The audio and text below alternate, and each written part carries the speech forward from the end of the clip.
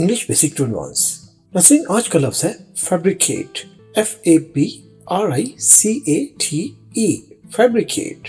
Fabricate का मतलब है कोई झूठी बात घड़ लेना या किसी चीज को बनाना, तैयार करना।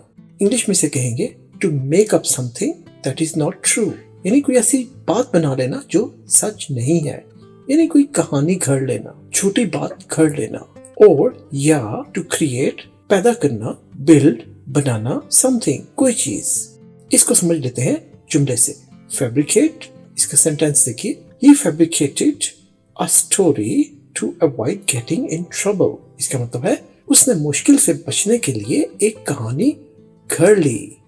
देखिए, ही फैब्रिकेटेड, अब फैब्रिकेटेड यहाँ पर वर्ब है और इसकी सेकंड फॉर्म यूज हुई, फैब्रिकेटेड। ही फैब्रिकेटेड, उस शख्स ने, ही फैब्रिकेटेड, घड़ ली, आ स्टोरी, एक कहानी, टू अवॉइड, बचने के लिए, गेटिंग इन ट्रबल, मुश्किल से, तो उसने मुश्किल से बचने के लिए कहानी घड़ी।